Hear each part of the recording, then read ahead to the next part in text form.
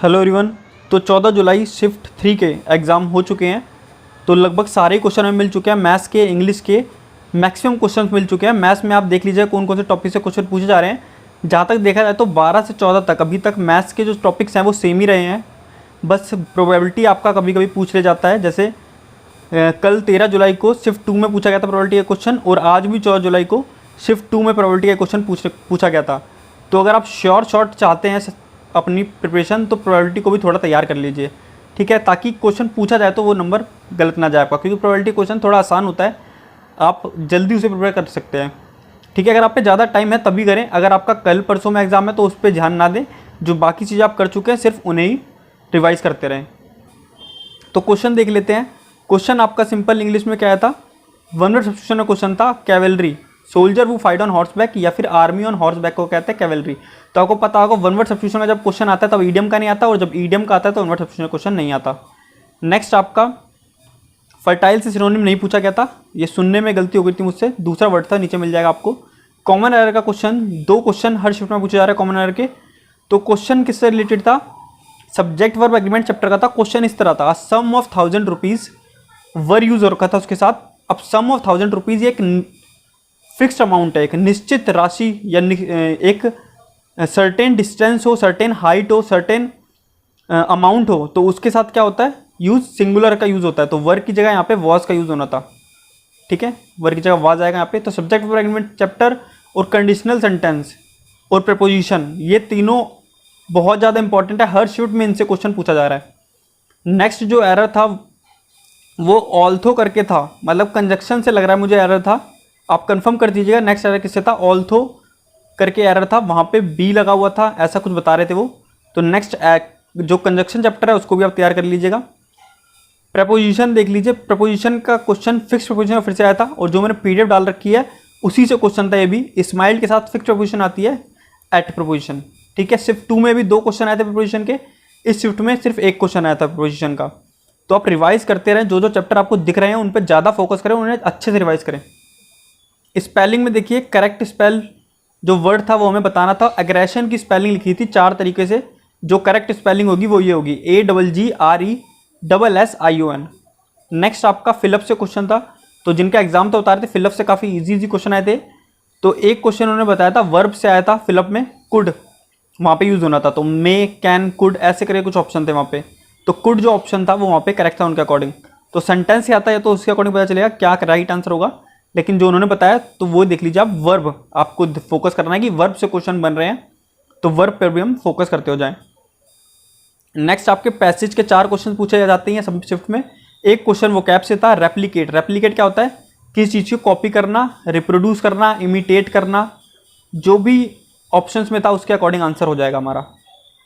देखिए एक antonym synonym question कहते हैं, टिमिड का एंटोनिम पूछा हुआ था और फ्यूटाइल का सिनोनिम।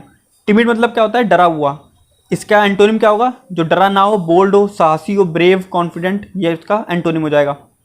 फ्यूटाइल क्या होता है, फ्यूटाइल मतलब बेकार जाना कोई चीज़, तो फ्रूटलेस, यूजलेस हो जाएगा। मैंने गलती से फर्टाइल समझ लिया था, इसलिए मैंने स्टार्ट में फर्टाइल लिख रखा था, तो वो नहीं है, फ्यूटाइल जो था वो वर्ड आया था। अनफर्टाइल वर्ड आ चुका है आपका, आपने देखा होगा 12 जुलाई की शिफ्ट में अनफर्टाइल वर्ड आया था आपका। नेक्स्ट हम बात कर लेते हैं रागों को लेकर। इंग्लिश का लेवल बेसिक जो उन्होंने बताया इजी लेवल आ रहा है, कुछ ज़्यादा लेवल में चेंज नहीं हुए हैं, जो लेवल चल रहा था इंग्लिश का वही है, बट रागा में चेंज हो रहा है। रागा दिन पर दिन थोड़ी थोड़ी डिफिकल्ट हो रही है, ये नहीं कहूँगा कि बहुत ज़्यादा लेवल बढ़ गया, हाँ कह सकते हैं मॉडरेट हो गई। जितनी 12 जुलाई या 13 जुलाई को आसान थी उतनी आसान नहीं रही रागा, अब थोड़ा टाइम ले रही है रागा सॉल्व करने में। अगर आपकी प्रिपरेशन अच्छी नहीं होगी तो दिक्कत हो सकती है, टाइम टेकिंग रागा हो रही है। मेन जो टाइम टेकिंग पार्ट है वो क्या है, मैथ्स। उन्होंने बताया मैथ्स के लगभग 3 से 4 क्वेश्चन ऐसे थे जिसमें टाइम लग रहा था, तो ऐसा कोई भी क्वेश्चन फंसे जिसमें आपको ज़्यादा टाइम लग रहा है तुरंत छोड़ दीजिए, बाद में लास्ट में जब टाइम मिलेगा तब आपको उसे आप टाइम दे सकते हैं।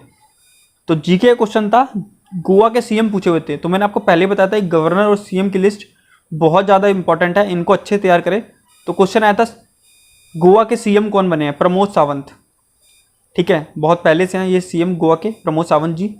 लेफ्टिनेंट गवर्नर ऑफ लक्षद्वीप, तो दमन द्वीप, दादर नगर हवेली और लक्षद्वीप, इन सबके एक ही गवर्नर है, वहाँ के गवर्नर को लेफ्टिनेंट गवर्नर कहा जाता है या एडमिनिस्ट्रेटर कहा जाता है।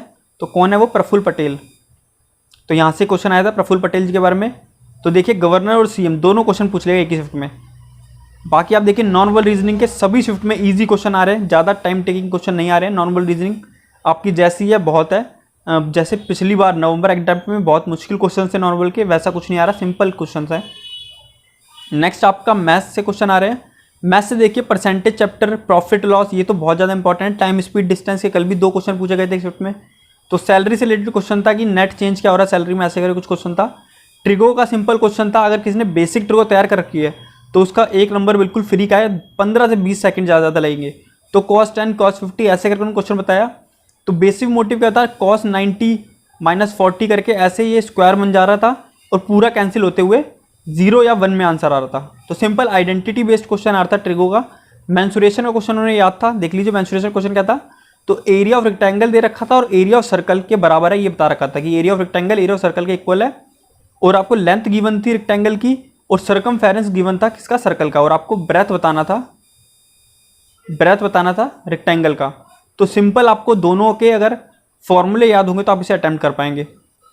नेक्स्ट आपका सिंप्लीफिकेशन से क्वेश्चन हर शिफ्ट में पूछा जा रहा है। पहले आपका 0.4 का वर्गमूल पूछा गया था, और भी कई क्वेश्चन सिंप्लीफिकेशन पूछे जा चुके हैं। तो आज क्वेश्चन क्या था, a³ + b³ से। तो जितने फॉर्मूले होते हैं सिंप्लीफिकेशन में वो आप एक बार देख लीजिएगा। तो a³ + b³ से फॉर्मूला था, मतलब आपको a³ की वैल्यू दे रखी थी, b³ की वैल्यू दे रखी थी, और ऐसे a² + b² की वैल्यू दे रखी थी, और आपको a + b की वैल्यू पूछी गई थी वहाँ पे। ठीक है, तो बेसिक बता दिया मैंने, a³ + b³ के फॉर्मूले से रिलेटेड सिंप्लीफिकेशन का क्वेश्चन आया था। तो जैसा मैंने बताया आपको, उन्होंने बताया कि मैथ्स के 3-4 क्वेश्चन टाइम टेकिंग थे, जिससे कि टाइम लग रहा था क्वेश्चन को करने में। इतना ज़्यादा कुछ हार्ड नहीं था, अगर आपकी प्रिपरेशन अच्छी होगी तो आप कर पाएंगे। उन्होंने भी लगभग 40 के अराउंड अटैम्प्ट करे थे क्वेश्चंस, तो आप समझ सकते हैं इतना ज़्यादा लेवल अप नहीं हुआ है, डरने की बिल्कुल जरूरत नहीं है। सिंपल लेवल चल रहा है, बस हल्का सा चेंज हुआ है। तो वो चेंज कितने भी आए, आपकी प्रिपरेशन अगर अच्छी है तो कोई आपको दिक्कत नहीं आने वाली है, क्योंकि अगर मुश्किल भी हो जाएगा शिफ्ट तो भी कट ऑफ नीचे आ जाएगी। ठीक है, वैसे भी इस बार सुनने में आया कि जो पोस्ट हैं काफ़ी ज़्यादा हैं, तो भी मान सकते हैं हम कि जो कट ऑफ थी वो कहीं ना कहीं कम हो जाएगी। तो देखिए कॉन्स्टिट्यूशन का पार्ट, तो ये उन्होंने करेक्ट क्वेश्चन नहीं बताया है क्योंकि उन्होंने अटेम्प्ट नहीं किया था। कॉन्स्टिट्यूशन का पार्ट कहाँ से लिया गया, मतलब कोई पार्ट था कॉन्स्टिट्यूशन का, जैसे पहले पूछा गया था DPSP, directive principle of state policy, नीति निर्देश सिद्धांत कहाँ से लिया गया कॉन्स्टिट्यूशन में, ऐसे ही कुछ था शायद। मौलिक कर्तव्य, मूल कर्तव्य, ऐसे कुछ रहा होगा कॉन्स्टिट्यूशन का कुछ पार्ट, वो कहाँ किस देश से लिया गया ऐसा पूछा गया था। अगर आपको एक क्वेश्चन याद है तो आप कमेंट कर दीजिएगा, या फिर और कोई क्वेश्चन आपको जीके का याद है कमेंट कर दीजिएगा।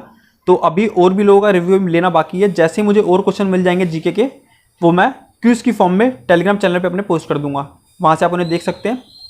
तो 5 से 6 क्वेश्चन जीके के पूछे गए थे, लगभग 7 से 8 क्वेश्चन आपके मैथ्स के थे, बाकी आपके रीजनिंग क्वेश्चन से sitting arrangement, odd one out, ranking, यही सब चल रहा है। क्लॉक से सेकंड शिफ्ट में क्वेश्चन पूछा गया था, जो कि सिंपल 8:35 टाइम दे रखा था, इसके बीच का आपको एंगल फाइंड करना था। तो कुछ आपको नया ट्राई करने की जरूरत नहीं है, जैसा पैटर्न चल रहा है बस उसको देखिए। और अगर इस मार्क पर आपकी प्रिपरेशन बढ़िया हो रखी है, मतलब ये सारे चैप्टर्स आपने बढ़िया कर रखे हैं, तो बस इन्हें जस्ट रिवाइज करिए। लेकिन अगर जो चैप्टर्स बार बार पूछे जा रहे हैं उनमें से अगर आपका कोई चैप्टर पूरा नहीं, मान लीजिए टाइम स्पीड डिस्टेंस आपने अभी तक ढंग से नहीं करा, सिंप्लीफिकेशन चैप्टर आपका अच्छा नहीं है, तो इन पर आपको अभी फोकस करने की जरूरत है। तो यही था आज की वीडियो में, आई होप आपके लिए यूजफुल रही होगी। और शिफ्ट 1, 2, 3 सभी क्वेश्चन की PDF आपको टेलीग्राम चैनल में मिल जाएगी। थैंक यू, मिलते हैं जल्दी नेक्स्ट वीडियो में।